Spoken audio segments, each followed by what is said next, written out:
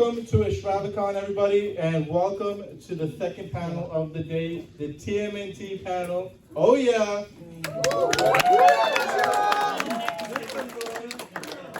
We have Mark Thompson. Hello. All right, let's go.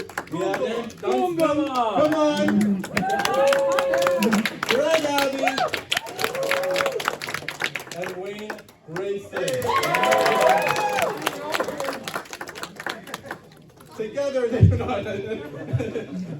all right, so I have a few questions for you, so I'll ask you first, and then again I'll pass it over to the crowd, and we'll go from there. All right, first question. You are, all right, It's going well. you are all part of many shows together, and different spaces over the years you've played.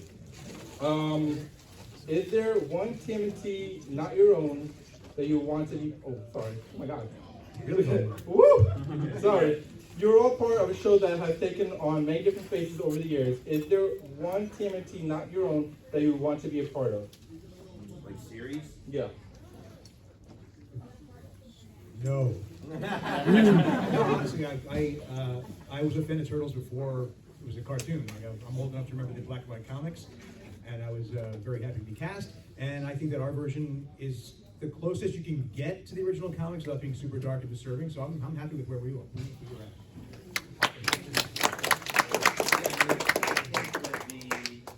When the first CGI movie came out, there was a little bit of like, oh, I wish I could be a part of that, just because I didn't want to stop. But I like Wayne's answer because I know obviously I'm biased, but I do feel like I like ours the best. Like I like the style and the art, and so yeah, I think. Yeah, I really do like ours, but I would love to do. I just love being a part of this. I'd love to do more, but so for that reason, I'd love to be a part of another series. Yeah. Yeah, I mean, when it came out in the '80s, you know, the like bubbly version, it would have been cool to experience that wave of the phenomenon, but the actual like structure of the show and the work we did, I think. No offense to those guys. You're correct. I agree with everything that's been said. I haven't even seen many of the other versions. I guess I would say the original just because we were fortunate enough to meet those actors, those voice actors from the 80s in California this past spring, and they're super nice, cool guys. So it would have been fun to work with them, but yes, I've seen this as the best. Love it. Love that. Now, another question I have for you was that you worked on many projects together as I feel like as four. Is there one that amongst you all is like your favorite that you've worked on together, or is there different answers among you most? A show, you mean? Yeah. I mean, I would say Turtles, not only was the material was always great, but we got to record together. So that was super fun because a lot of, obviously the Yu-Gi-Oh, the dubbing stuff, you're by yourself. So the fact that the actors got to go into the booth together was always not only great, I mean, not only is it just fun, but you always, as an actor, you kind of want to be able to work off other actors. So that was awesome. Yeah, it fed the show too, because like we developed our camaraderie in the booth, the four of us, because we're trapped there. The four of us, and as four late 20s actors in New York will do, we'll rag on each other, make jokes at each other's expenses, and not that they took our jokes and put them in the show, but the relationships kind of grew out of that, a little more solidified, and they knew that Cinder Nicholas could burp really well. And I do impressions, so they would write some. Mikey would do like Arnold Schwarzenegger impressions sometimes, and and Greg was just always angry. When's lunch? I guess the other major project we've all worked on and continue to is Yu-Gi-Oh!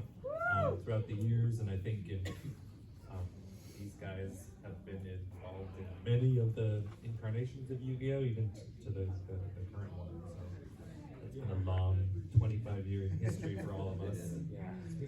Every time you think you're out. Yeah, I mean, That'll make you smile. down, Darren. Yeah. That's Same answer. I would say my favorite is Turtles for the same reasons, just because it was fun to record together. Like that was the best. The only other one I'll add is like I love being on Ultimate Muscle, and the humor on that one was so broad and crazy. So that was pretty fun to do. And anytime I got to like hear what Wayne did. For like, you know, like I'd sometimes get to like wrestle one of the characters that Wayne did. I was like, oh my God, you know. The accent work was so precise and accurate. Really nuanced. Come on, Mark, do it. I love it. I love it. Now, this next question. Many fans repeat a saying that shows aren't the same they used to be, and always want a revival of shows from the past. However, we have seen revivals sometimes start World War III amongst the fans themselves as well. What do creators need to do, from your eyes, to capture an audience who are in need of a new show that is as big as TMNT, for example? Wow, that's a great question. That is a great question. I've never read the question before. New stuff, make new stuff. Yeah, I think originality, Yeah. that we don't need to clone shows that already exist and throw a different name on them. Right. I think, and I feel like that's the safe choice for a lot of animation companies, or to reboot an old show, but like I feel like we're all craving new ideas and new content. That said, I am available. If Yu-Gi-Oh! Tristan is ready to duel at any time. Tristan! That could be the new arc of it. I'm the lead character. Well, no, as I mentioned earlier, with the Turtles comics in the 80s, I don't know if anybody was around then, but because it got so successful so quickly, there were so many knockoffs that went absolutely nowhere. Because everyone said, oh, that works. Just put 4 words together and have them be weird, like adolescent radioactive black belt hamsters is your thing. It's not bad, but it's not original, and it's not particularly good. But there were so many like that were being churned out on a weekly basis. I would go to my comic shop every week, and there'd be another one. Oh, now it's fish, and now it's little lizards. Just original stuff. Because none of those are around anymore. So we're still talking about turtles. But did anyone ever mention adolescent radioactive black belt hamsters to you before today? No. There you go. I saw the fact video. Okay, well, that's out there. Is that the Intergalactic Ninjas, my guy, of the knockoff variety? We definitely need new original stuff. 100%. I do agree with that as well. And you know, if we can have Tristan come back in some sort of Yeah, thank you. Justice for Tristan. It's not necessary. When we look at TMNT, kids would wake up early Saturday mornings to watch on 4Kids TV. Some of you on the panel have children. Are there any shows your kids grew up excited to watch like that on a specific time and day? Wow. Our kids are all different ages, too. Yeah, I would say no, because my kids came about when everything was on demand, and so I mean they were huge fans of regular show. Oh yeah. Amazing World of Gumball, and they liked Transformers, any permutation of Transformers, but it was always like on demand or streaming or whatever. So yeah.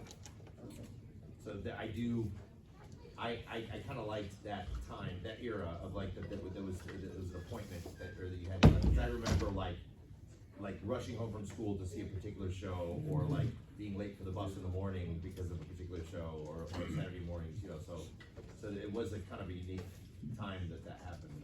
It was pretty special. No, 100%. Not to like cut off the next member that wants to speak, but I remember if I didn't wake up in time on Saturday morning and I missed it, ruined my whole week. Yeah. Ruined my whole week. You know, like, so, no, it's important. It's definitely important. I feel like we are missing a little bit of that. I feel like watching something on time, being excited for something, you know, for a Saturday morning or a Friday night or something like that. But, no, please, is there anybody else? I mean, my son is still super into anime, and so it was kind of fun. I mean, he didn't really care that I was on the show, but he was into Yu-Gi-Oh! And he was into playing the game, and he's much older now, but still obsessed with anime, and it's his favorite thing. So it was cool. He loved all those shows. I think regardless if I had been on them or not, because he didn't really give a crap that I was on them. So he was obsessed with those shows. But yeah, it was totally different because you could kind of watch them whenever. You didn't have to, wake up and be there right on time. No, 100%. Pros and cons, for sure. But next question I got is, I'm sure you all reminisce about the past when you worked on the many shows you were all a part of.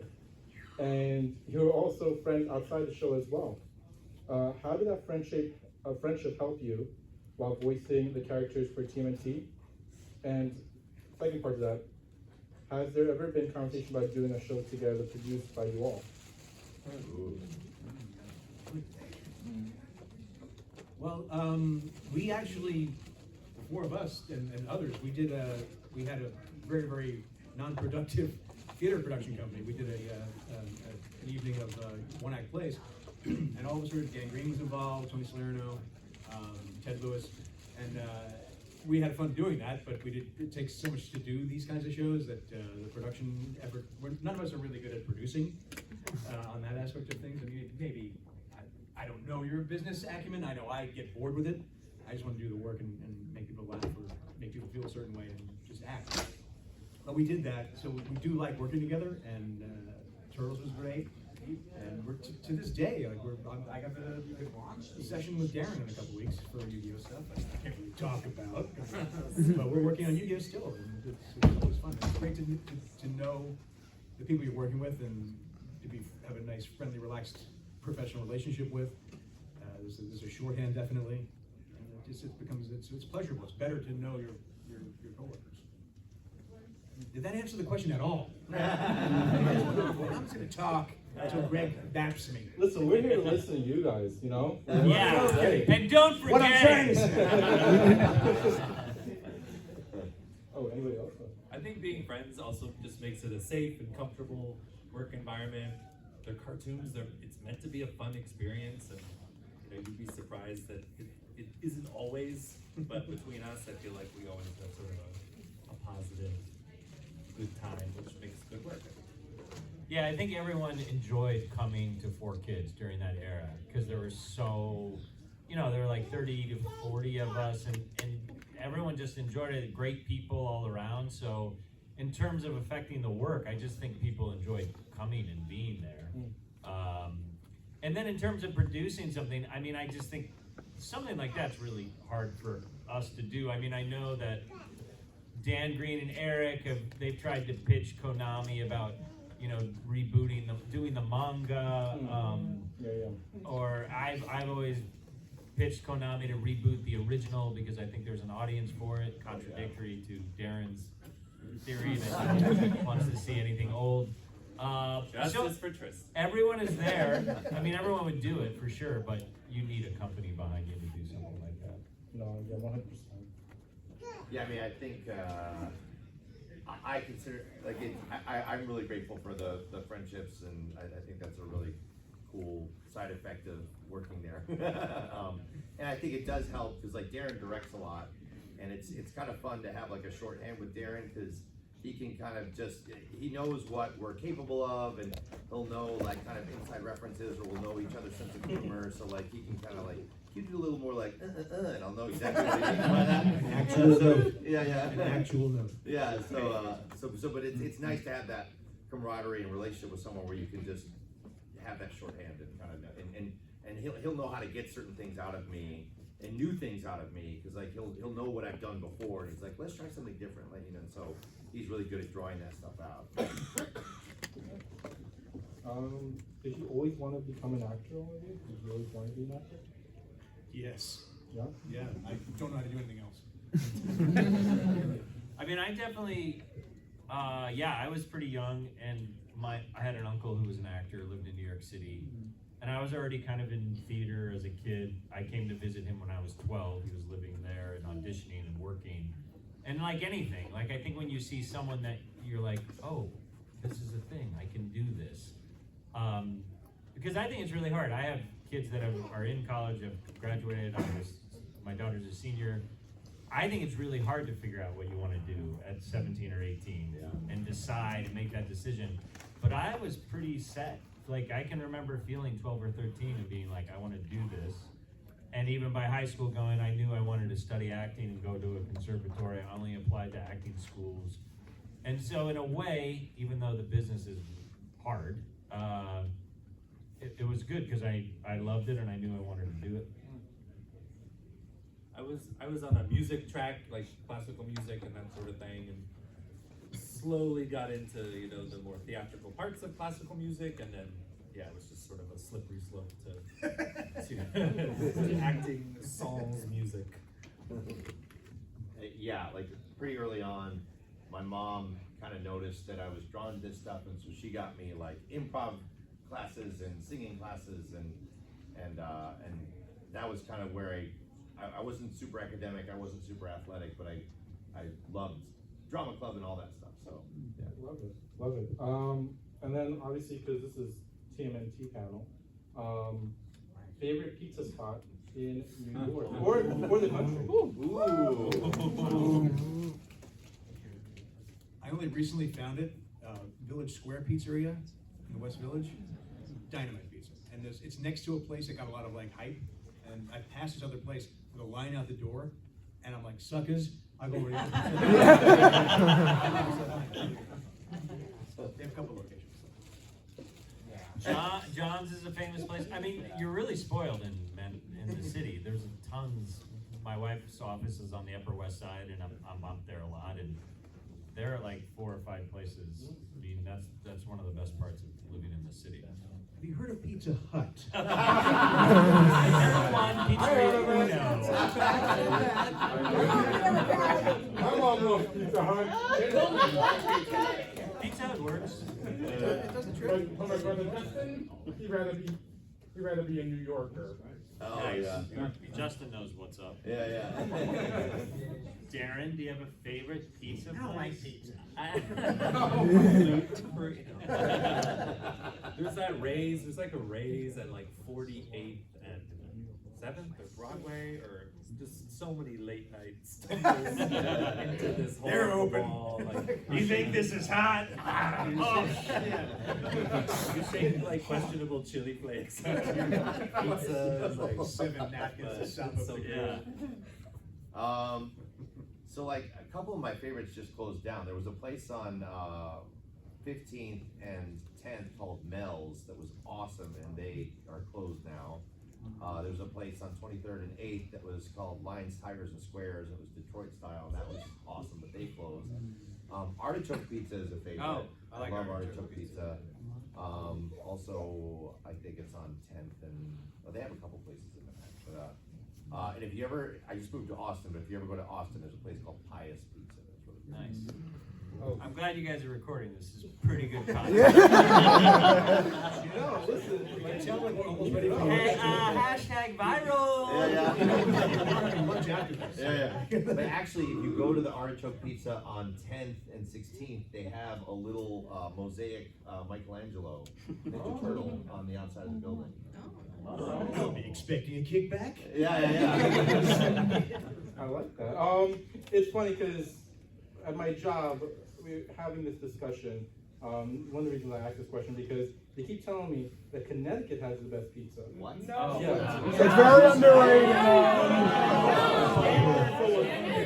have to stand up for this. I'm from Long Island, and there are many pizza places right here on Long Island, except for Spatino's. And one of my favorite places is Over the long shot. Gonna go and try that this one.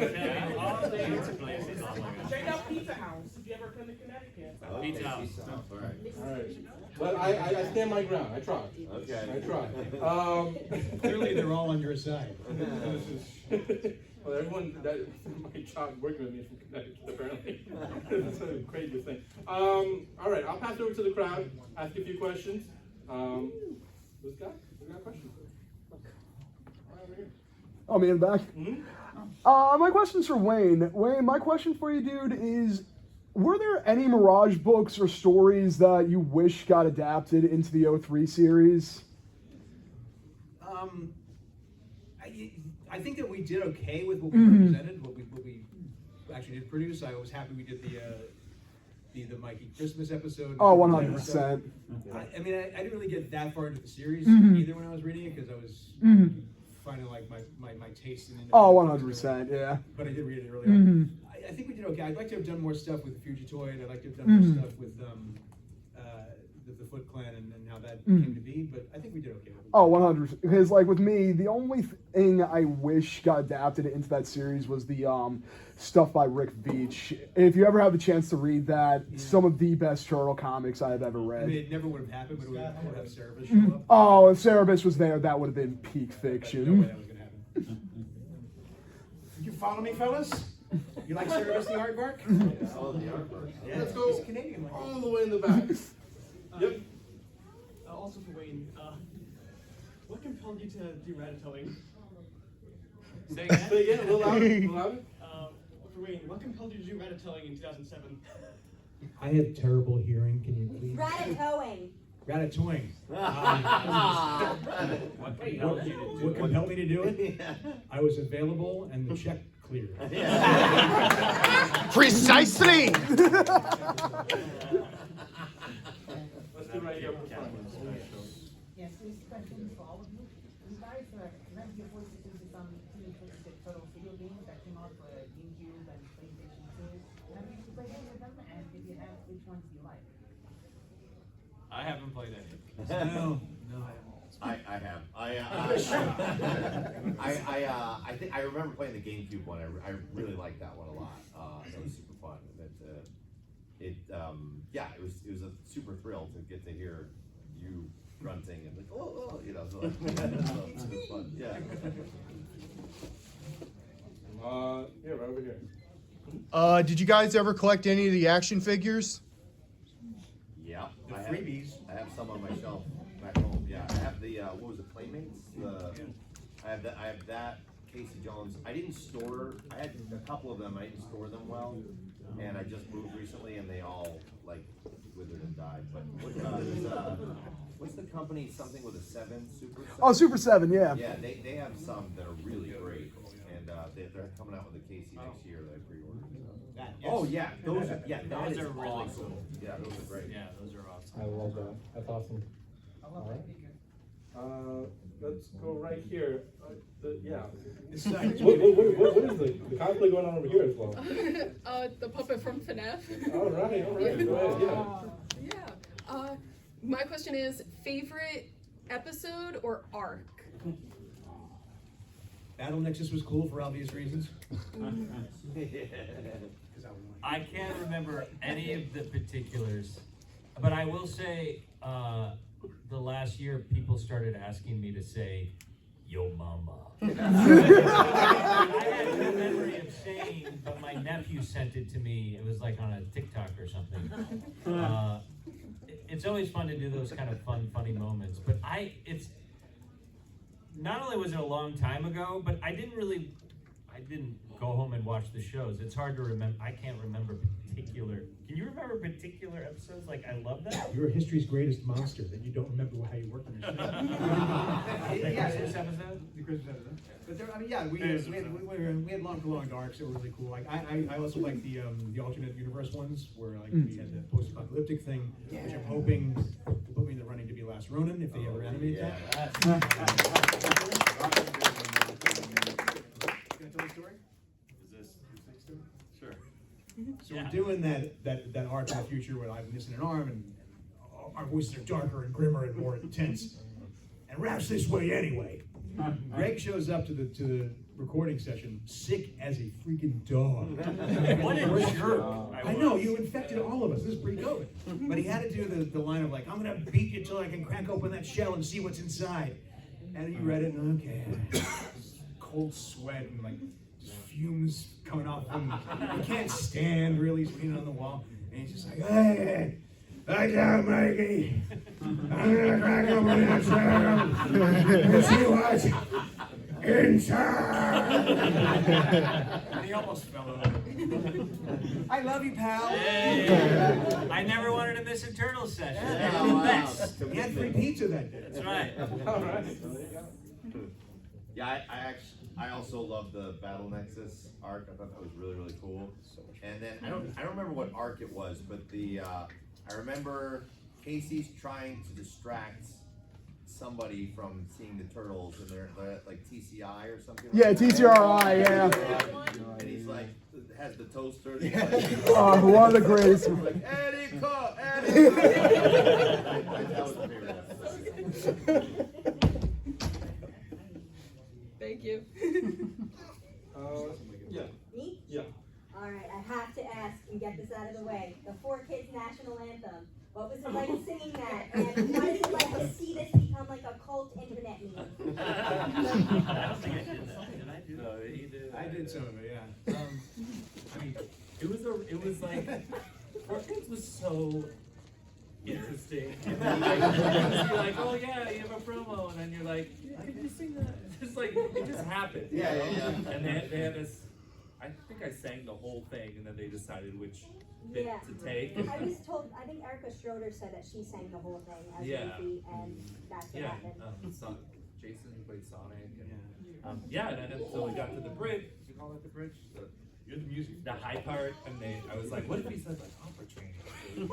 They had to take, and it made everyone laugh. And then poof, like within less than a week, it's on the air, and you're like, oh, Hey, great. I did that. My favorite word. How about you? As a, I you am. call yourself a non-singer? Or? Yes, I would. Whenever I'm called in to do a show and there's singing involved, I tell them I can sing, I just don't. I'm not good at it. I just sing to amuse myself and my family. So, which is fine because a lot of the characters I do are kind of off the wall anyway, so they don't have to sing accurately, but they'll get precious about it in the booth. This is as good as I'm going to do it. If you want it to be like note perfect, don't give it to me on the day. Yeah. I need a lot of Four work. kids special. Yeah. 4Kids special. Walk in the booth. Oh, by the way, Here's the song. I've done some work for other companies, and they've learned over time, like, Wayne will do it, just give him the song beforehand so he can work on it, and it'll sound good. I did it with Octonauts. They gave me a song, or they mentioned it, and I said, you have to give it to me early, or it's going to sound terrible. And if you're worried about it being accurate, get a ringer to sing it for me, because I'm not going to be able to do it right. You have a good sense of pitch and stuff. I do, but it's just, that's not my strong suit. Go right here. So, with the arc of the Battle Nexus, what were your favorite moments? And with Mikey winning both times, what were your thoughts? Well, I mean, that was different because we did have the script ahead of time. Like we got it. I think they used to mail it to us, so I knew what was going to happen. So I had time to prepare what was going to, the emotions I was going to feel. And Joey, I mean, Mikey, following my experience with Joey, always getting almost to be a winner and then failing miserably at the key moment. To actually finish the job and win was really cool, and I like doing that because my guys are always underdogs. But to actually win and it not just be about luck with Joey, he's always winning by accident. But yeah, and just to have the braggadocio of Mikey be justified, that was pretty cool. Yeah. Greg, remember that? No. I remember I would direct the ADR, which is like after it's animated, you add crowd noises, and there were so many crowd cues. And then just like, and there were 3 actors who they would always bring in, Jason, Sean, and someone else. So just like, for an hour. Now you're this guy with the horn, and now you're this guy with the 2 trunks. And that's it. Sure. Yeah. in the back. So are the Turtles Yankees or Mets fans? Sports. Yankees. I know how to play this. Pandering. Right here. What would be one crossover that you would love to do with TMNT that hasn't been done already? Wow. Batman the Animated Series. Yeah. There actually was one with Kevin Conway where it was a crossover. With the So turtles? next, The 2012 Okay, I didn't series, know. like, I think, for Oh, like, not ours. That would be cool. That seems like similar vibes. Yeah, like you do. It's either that or the Powerpuff Girls. All right, cool. Turtles and Star Wars. That needs to happen. Turtles and the Muppets. Golden Girls, next question. All right, I'll take two more. Let's do, go ahead. For the panel, if you guys had a choice to voice one character that you've never voiced before, who would it be? Spider-Man. Yeah.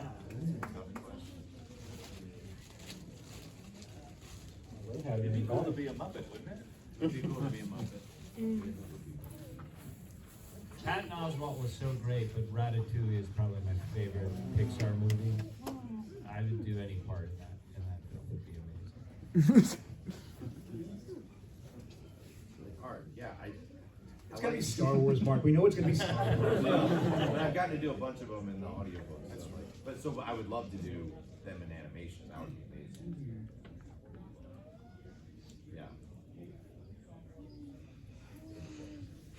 Yeah, I'll go all the way in the back. Go ahead. You go, go. Do you think there would be a G.I. Joe Transformers crossover movie? A G.I. Joe's Transformer. No. G.I. Joe, I think, has died on the vine. I'm sure there's a team of monkeys working on that somewhere. At the end of the last Transformers movie, there was a secret scene where they had that. So they Rise of the Beast, it was. Yes, thank you. Yes. I'd love to see it. I think I heard somewhere that there's gonna be an adult. Yeah, I heard about that too, like. Yeah. That would be awesome. All right, I'll take one more. I'll take one more. Well, I was thinking, is there another Pokemon and Yu-Gi-Oh crossover, or no? I mean, probably not, but that's a great idea. Because way back, there was 4 kids did the first 8 season of Pokemon, Right. And then when Yu-Gi-Oh came along on Kids WB, I was thinking it would be a great crossover. Yeah. It would, I think, those are separate companies. Yeah. That's always the issue, is getting those companies to get on board. Yeah. But you're right, I think there'd be interstitials and commercials for the two, and they'd have Yugi talking to Ash probably, and if there was some sort of crossover. But it's a great idea. $1 million idea. Yeah. I did hear, as a matter of fact, the next Death Battle, if you've ever heard of it, the next Death Battle, it's sort of a fan series where they put popular pop culture characters, they analyze their strengths, weapons, and skills to find out who would win. The next one is gonna be Ash versus Yu. Oh. It's on YouTube. I've seen that series. Nice. Awesome. So I have last few questions, actually, maybe individually. Mark, I'm not sure if you remember, but we opened PAX together. Oh yeah. And you opened a Ghost Rare. I am. Oh yeah. Yeah, we opened a Ghost Rare. Well, technically, I'm not supposed to be called Spark anymore. Remember? Oh right. Yes, that's right. Markman. Markman. Yes. But I've also started playing Star Wars Unlimited. You have. I have. Yes. It's so good. How do you feel about the new set? Okay, honestly, I'm not, like, I like the plot mechanic, but I don't like any of the leaders, and there's not any of the units I'm super, I just on eBay bought some of the new Obi-Wan hunting unit. Yeah. But, you know, I'm more of a Jedi guy, so the spies and politics is not as exciting for me, so. Gotcha. I like the Legacy of the Force set. Yeah, I've been enjoying the Darth Vader in space. Oh, yeah. Yeah, that was fun for me. And Sorry, then, everyone. no, sorry, yeah. Back to Turtles. Sidebar. And then after X, then Chaotic. I've been hearing a lot of noise. Yeah. Wait, what? How do you feel about something coming back soon for Chaotic? I am available. Yeah. I know nothing about it, but I mean, it was a giant hit when it first came out. Makes sense. It was a great concept, really well managed. you never know what's gonna hit and what's gonna get mired. Okay. All right. By the way, I'm available for Chaotic. Greg. Yes. Are you down to do like another Yu-Gi-Oh! Yusei type of movie in the future? Oh my gosh, yeah. I think any of us would come back in a second to do, I mean, not only is it nice as an actor just to have a job, but it's just like everyone looks back fondly always say this. I mean, the shows themselves were fun, but just reconnecting with all the people we got to work with. Yeah, I don't know what's going on with Konami, because I do feel like there is possibility there for the taking for them, and I'm surprised they haven't done like another movie with some of the protagonists. Especially 5Ds. I feel like it's kind of loved recently, especially. Thank you. I agree. I've not heard that, but sure, I'll take it. And even with Turtles, like the Turtles Forever movie was such a great, clever concept. And if you get some really good writers behind it, which I think we had at the time, that was what was so fun about working on that series. And you could kind of feel it at 4Kids. Like, it had a bit of an energy around, like, oh, the Turtles. Like, everyone wanted to kind of be involved. From the animators to the directors, the writing was really strong. And now that there's been, because when we did that, what was it? It was the comic books, the 80s, and us. But now there's been, 4 other versions of it. It would be very cool to do like a multiverse thing with that. I hope they do it. 100%, I agree. Mr. Wayne. Yes. Did you say multiverse? Is that right? Isn't that what All right. I showed you. Wait a second. Did you say multi? That is incorrect. You're fired. I banish you from Nerdville. Boy, that turned into a in the ass, didn't it? I'm joking at your expense, and here I am. Joey is probably, if not my favorite character of all time. Okay. Great. Sorry, I love all of them. But how would you feel about a individual series on Joey? Did they try that with Matt LeBlanc? I mean, if I had the best time doing that voice, and I still love doing it, and that's one of the few voices when I do conventions that people come up to me and say, will you do the voice? I'll do it right away, because I have fun doing it. A lot of times you feel like kind of a meat puppet. People say, do the voice, and I don't want to. But Joey is always very close to my heart. He sounds a lot like how I did when I was a kid. I shook the accent on purpose. And if I were able to do more with that character, that'd be great. I would totally be into that. Do the voice! What? What did I just... Yeah, come on, do the voice. Let's get some decorum here. Some sit in the chair. Yeah, let's go. Last but not least, I'll ask obviously the whole panel so you guys can individually speak on it, but are there any upcoming projects that you want to kind of like promote on your end, hype up on your end? Can we talk about Shut up. Yu-Gi-Oh! Go Rush is still airing on Hulu. We're about 40 episodes in, and we've made about 50 some, so it's chugging along. You might see some of the people here on this panel in it now or in the future. Watch it. It's on Hulu. Yu-Gi-Oh! Go Rush. Wait, is it on Disney XD too? Yeah, it airs on Saturdays on Disney XD and then the next day on Hulu. Oh, okay. I seen it once.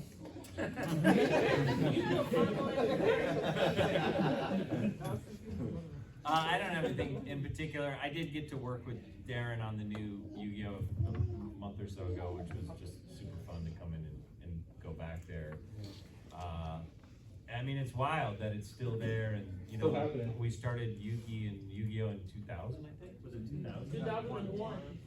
Pretty crazy. Yeah, we one different 4K media now compared to 4K all those years ago. It's exactly the same. I mean, some stuff has been updated, but when you walk in there, it just feels like it did, you know, all those years ago.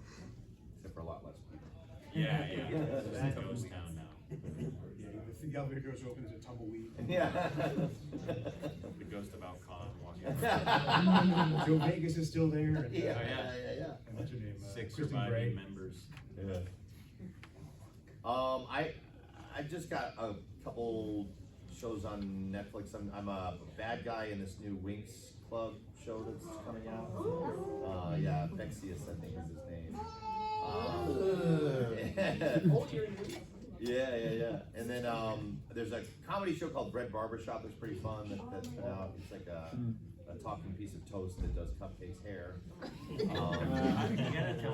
heard of it. Oh yes, and that thing. I got a chance to do Superman on some audio dramas. So like there's All-Star Superman. We did a multicast adaptation of that, and I played Superman.